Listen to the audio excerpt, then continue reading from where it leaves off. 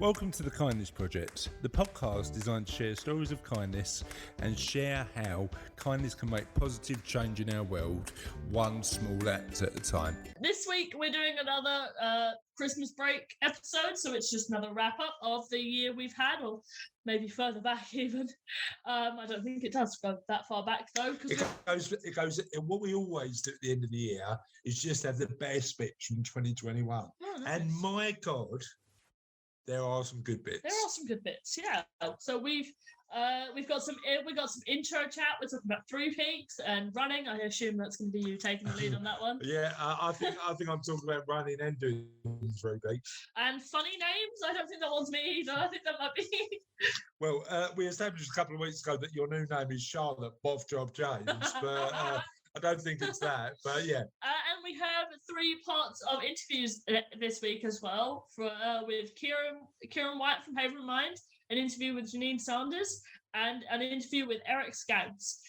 Yeah, and that's our show this week. Hope you enjoy. Yes. Now I've done a marathon, I need a new challenge in my life, right? And what I'm thinking of is getting a crowd of people together to do something called, and if you're listening to this in another country, you might not know about this. It's called the 3 Peaks Challenge. I mean, Russ has already volunteered, which is amazing. Thanks for that, Russ. No, I don't think I will be, mate. And I will not be joining you either. So who's coming then? You and your imaginary best friend. Oh, actually, Phil from Boot Camp has already said he'd do it. And I reckon I can get a few people more. So the 3 Peaks Challenge. You're going to do it. Oh, so amazing. Probably not old enough to do it. Sophie's gonna do it. But the 3 Peaks Challenge involves effectively climbing up 3 of the 3 largest mountains in England, Scotland, and Wales.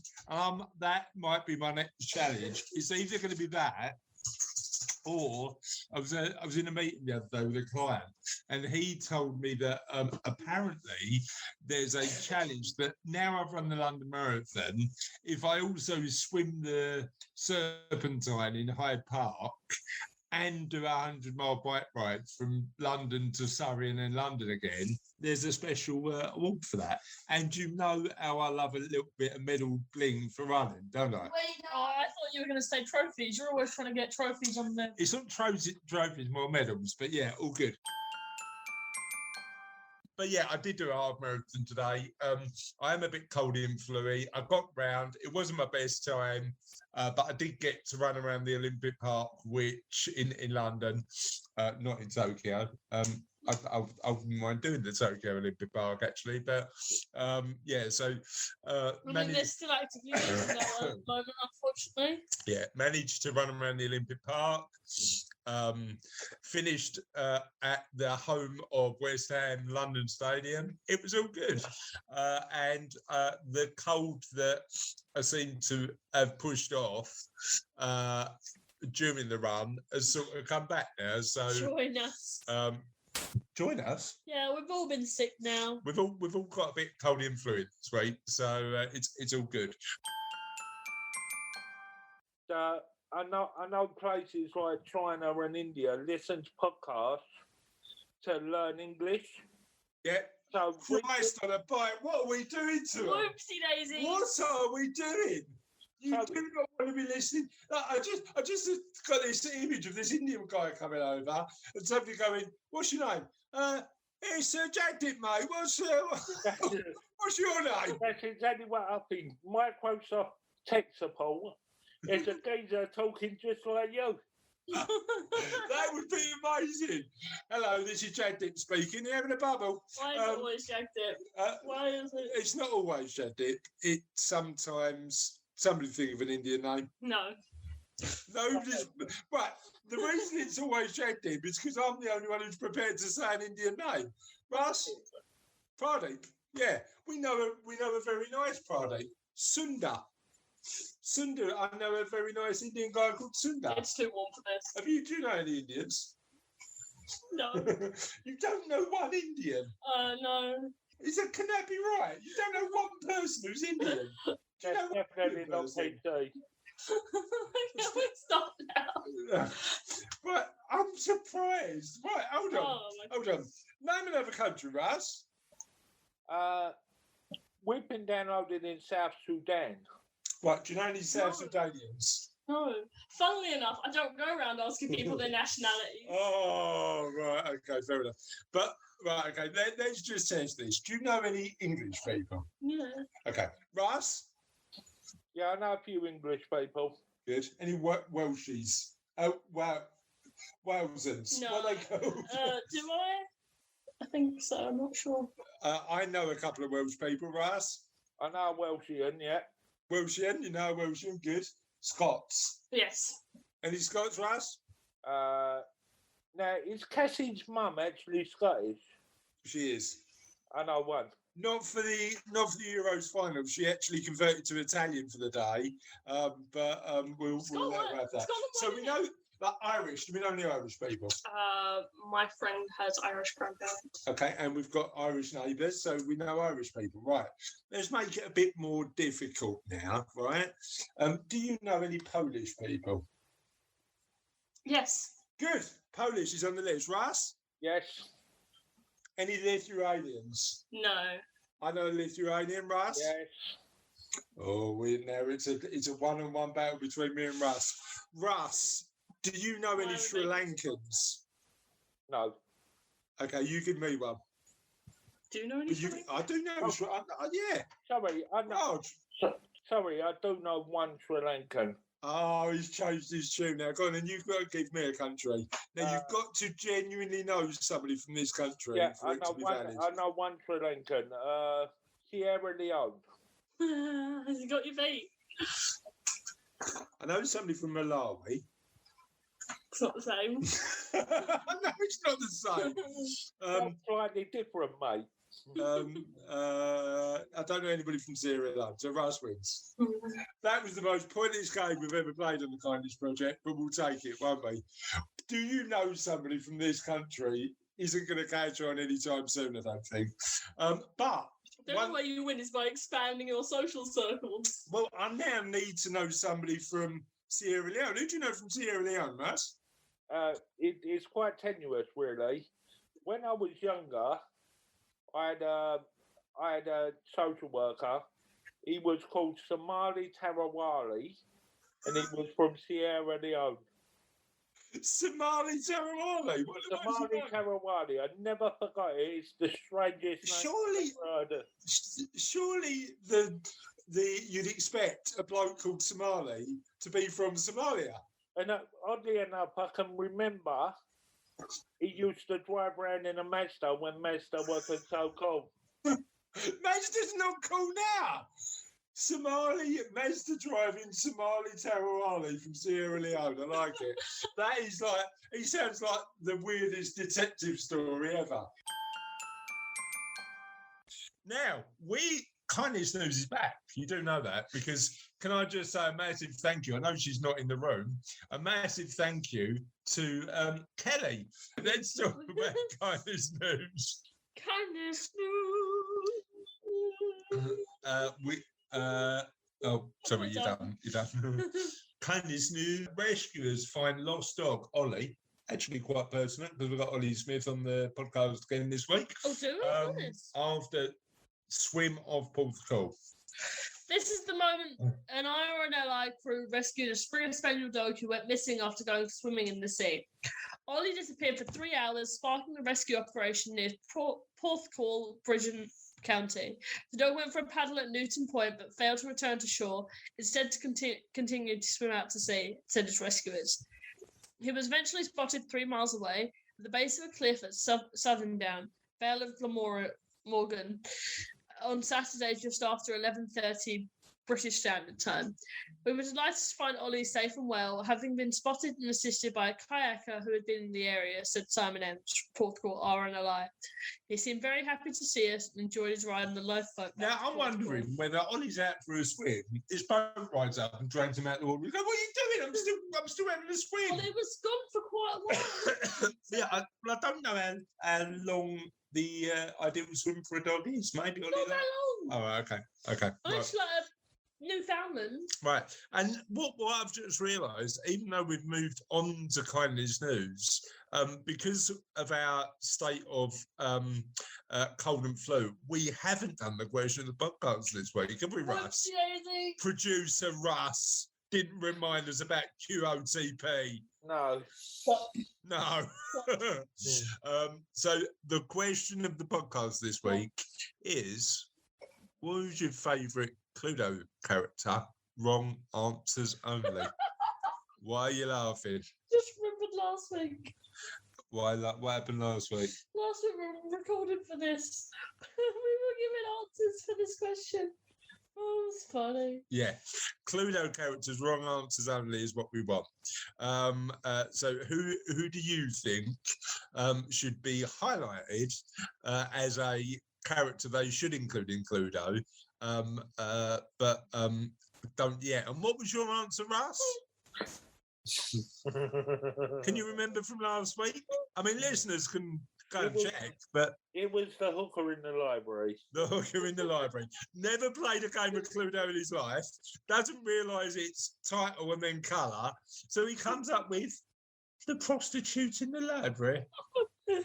Woman of the night Just out of interest. amongst the shelves. Just out of interest, what's she reading? Was that what? What's she reading in the library? I don't know. Okay, 50 Shades of Grey. right, right. Okay, wrong answers only on that, and we'll look forward to reading them out You know what next week. character isn't included? The dead body. Yeah, no, the dead body has got a name. I can't remember what the name is. The dead No, but you body don't get is that a character for It ain't changed though, is it? no. It's I'm pretty sure, and again, if any of our listeners know, they can let us know. But I'm pretty sure it's Mr. Something. Yeah, it's the owner of the mansion. Yeah, but he's got a colour-related name. Oh no, because black. Don't know. No. It might be black. Okay. Well, like, you don't get a little piece to put his dead body. No, and you won't be moving about that much anyway, would you? Anyway, let us know, and let's get on with the show.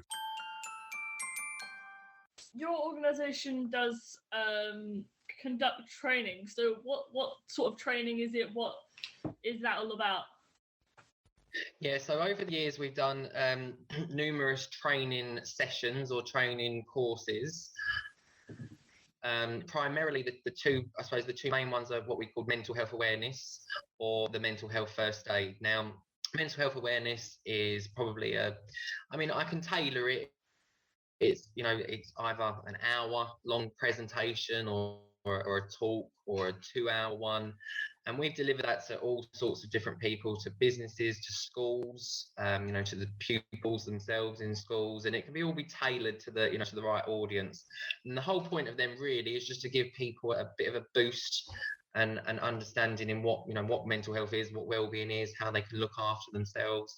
It's not, trying to make them experts in it, because, you need to, no one's an expert in it really, are they?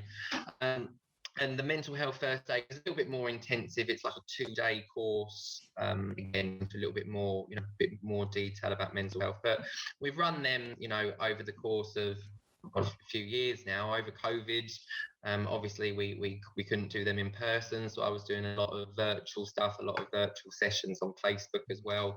And the whole point really is just to try and raise as much awareness as we can about mental health, and obviously about the charity ourselves as well. I mean, I've had this conversation quite a lot with a variety of different people, and I think mental health first aid is an interesting one, because it's that element where you're solving a problem when somebody's potentially close to crisis point. And I think that element of how do we encourage more positive mental health and greater well-being is important, particularly in places of work at the moment, right, as people are going through that transition. So how do we not only deliver the support to the people who need it when they need it, but also make sure that I suppose in my head the prevention's always better than the cure, isn't it? So how do we encourage more positive well-being and more positive mental health, in your opinion? I think there's a lot of ways in which we can do. I mean, obviously, a lot of it involves services. Let's face it, it involves funding, for the right services, but not just, I suppose, not just when a person is unwell, but doing things going to be preventative and going to make their well-being increase. So I suppose in every aspect of life, you can implement that in a workplace environment. You can implement things that are going to improve people's well-being in schools, in our own private lives, doing things that are going to improve our well-being, things like gardening, things like connecting with other people, things like exercise, healthy eating, that stuff. It's all very much, a lot of it is not rocket science. A lot of it, I think, mostly people know anyway, and it's just, I suppose, reinforcing that sort of knowledge into people and just getting people to understand that talking about it and I suppose reaching out for help when they're starting to feel down or starting to feel a bit anxious or whatnot, is the best thing to do, rather than just bottling it up and letting it all escalate. And it's a little bit like the domino effect, isn't it? One domino goes and it sort of cascades down into other aspects of a person's life. So yeah, it's all. I think it's all about awareness. Yeah, just and again, just making sure that people are aware that thinking or feeling a certain way, the stigma about that is reducing over time, and it's good to open up. And I suppose that the other question that springs to mind is that gateway service you provide. Are people normally phoning in crisis, or at a point where they're thinking, actually, I am feeling a little bit differently, and I'd really benefit from talking to somebody? To be honest, it's very varied. It can be people that are ringing up, in crisis, and might be suicidal, might be, really, really in distress, or it could be people that have, tried other things and they just want to ring up and find out. It could be, in a lot of cases as well, it's a family member or a friend of someone that's ringing up, for advice, saying, I know my son or my daughter is, going through such and such, help me. Basically. So it can be very, very varied. Somebody trying to support somebody who's having mental health challenges, and yeah, gotcha, I understand that. But yeah, no, that's interesting. Charlotte, do you want to do question 7? 7, yeah. So what are 3 tips to help our listeners improve their mental health? Well, that's a good one. I would say I'll use the ones that I suppose are really good for me, to be honest. I'll use it for a personal thing. I think exercise. I really, really like doing exercise, and doesn't necessarily mean you have to, buy a really expensive membership or anything like that. But just general activity, keep on moving, doing sort of simple things. One of the great ones that we ours actually, and that I'm really looking forward to when our clients get back, I'm really looking forward to showing them. There's walking exercises that you can do. It's like walking on the spot. You follow these YouTube videos and you're doing, it's like light exercise, and it's really, really good for your for your overall mood. So I would definitely say that one. Doing things that are gonna help you understand, also perhaps researching or doing things like self-help and stuff like that, just to learn, I suppose, about well-being. I think I'm very much I'd like to fill my head with lots of information. I suppose that's not necessarily the best thing for everybody to do, especially get information overload. But I like to learn about it, I like to understand it, watch documentaries and things like that about it. And then I would guess probably one of the most important ones, and one that I think everybody can appreciate over the past year and a half, is connecting with other people, having that connection, keeping in touch with people. Again, that doesn't necessarily mean you have to go and see them face to face. You can do the beauty of modern day technology, all of these things like Zoom and FaceTime, and even sending text messages and things like that. Can you imagine what back in the 50s or in the 60s, if COVID happened then and you had that lockdown then, just how many people would have been isolated back then? Because to be honest, Kieran, no one had mobile phones. I don't know, because despite this dishevelled look, I'm clearly not old enough to have seen the 50s and 60s. So Charlotte, what do you reckon it was like in the 50s and 60s? The 50s and 60s were like the 50s and 60s. Okay, good stuff. Yeah, you're right. I mean, it's interesting, isn't it? Because if you look at the last time we had a pandemic, which was 1919, something like that. It was 1919, yeah. Actually, one of the things that we've been able to do this time is just communicate, to keep people safe a lot more quickly and a lot more speedily using technology. And I suppose that's we do live in a society where we are able to connect around the world very quickly and easily. And I think you're right. I think it has been a sort of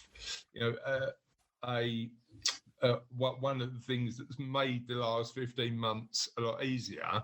However, technology, I think, can also create its own mental health challenges. And as society changes, we need to be aware of that. What do you think on that?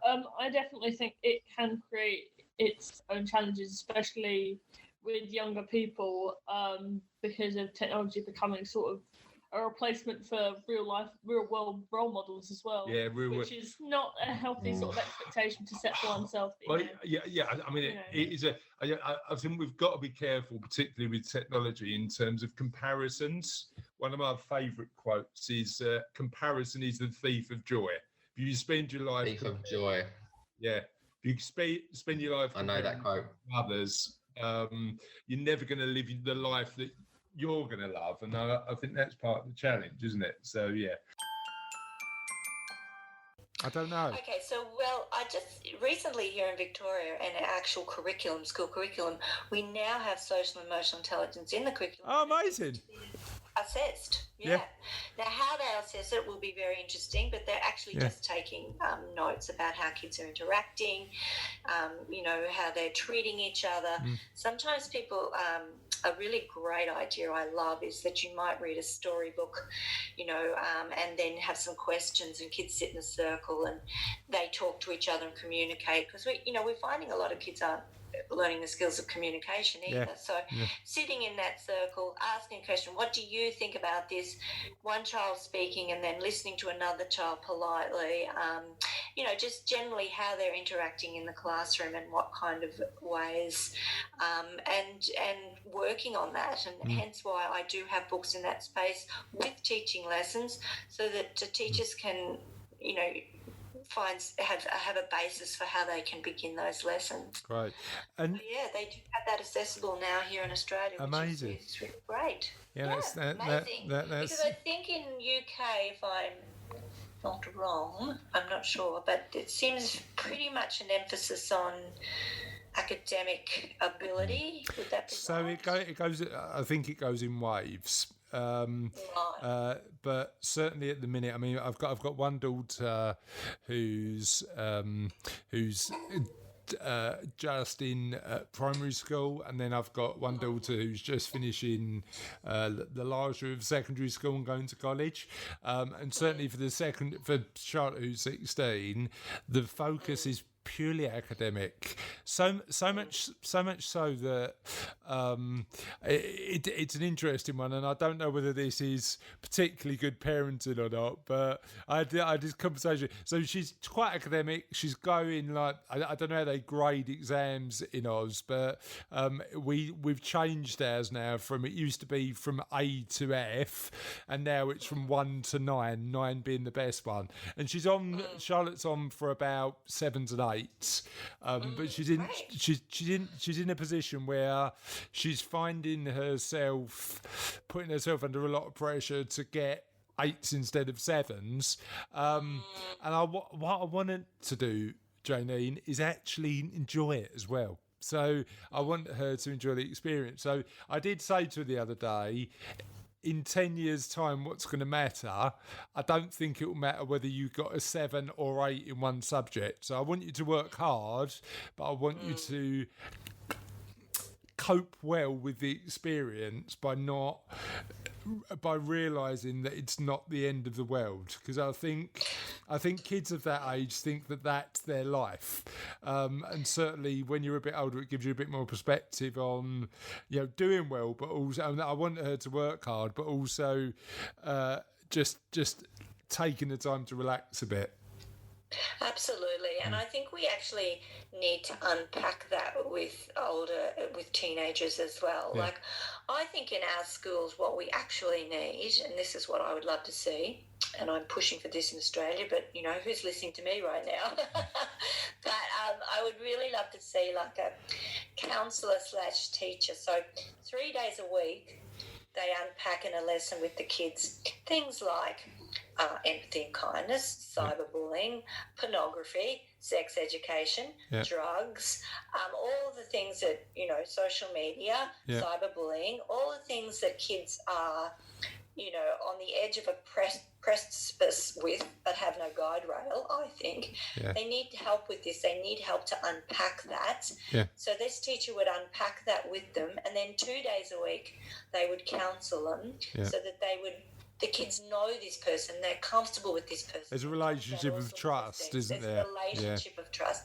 And they'll go to them if they're feeling bullied, if they're feeling suicidal, if they're feeling anxious about their studies. That's what I'd like to really see in all our schools, because, you know, worrying too much about how you're going academically can actually be, you know, we know particularly with girls, it can come out in all sorts of ways. And in the case that I know of, actually, in very dangerous ways.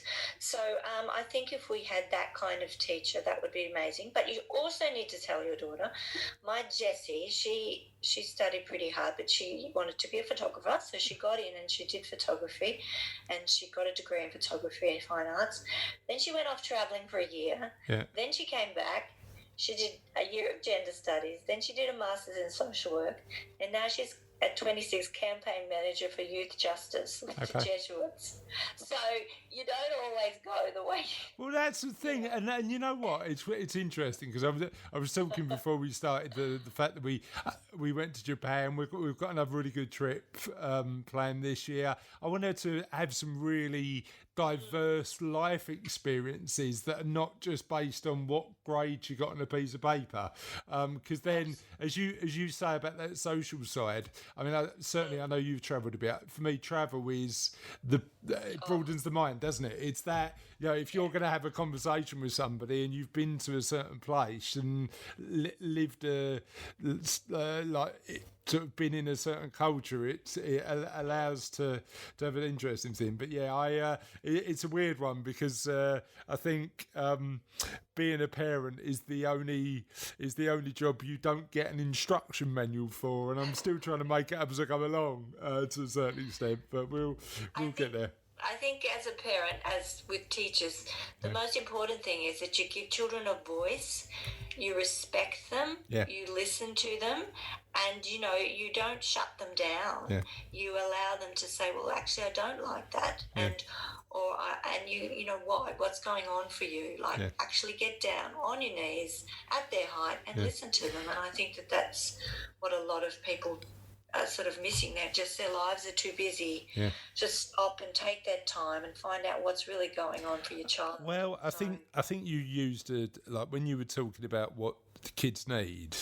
I think the word counsellor is really interesting, because I think like just trying to be a bit of a wise counsel with your kids is, you know, not being there to tell them you've got all the answers, but just being there to listen and guide is the potentially the way to do it. But what do I know? And also what you said before about the vulnerability, saying to them, well, actually, I am human and I don't know all the answers. But, you know, this is what I've learned along the way, and, you know, maybe you could use that. And now that I parent, I have 3 adult girls. We have, you know, most often it's really not saying what I think or what they should do, but waiting till I'm asked, what do you think about it, and then giving my ideas rather than telling them, you know. How has the relationship changed when they became adults? Is that? Look, I actually think it's more difficult, to tell you the truth, because, you know, you can't sort of say, right, get packed up. We're going now. We're going off, and you're going to get in the car because we have to be left. You can't do that anymore. So it's actually quite difficult. Yet you really want to have that lovely relationship with them. So it's a very fine line. Yeah. But as I said, I do try to wait till I'm asked a little bit more about what I think about things, and just hold my tongue a bit more than I would probably. So just so I understand why I'm a particularly bad teacher, what 3 attributes do you reckon are the most important when you're teaching?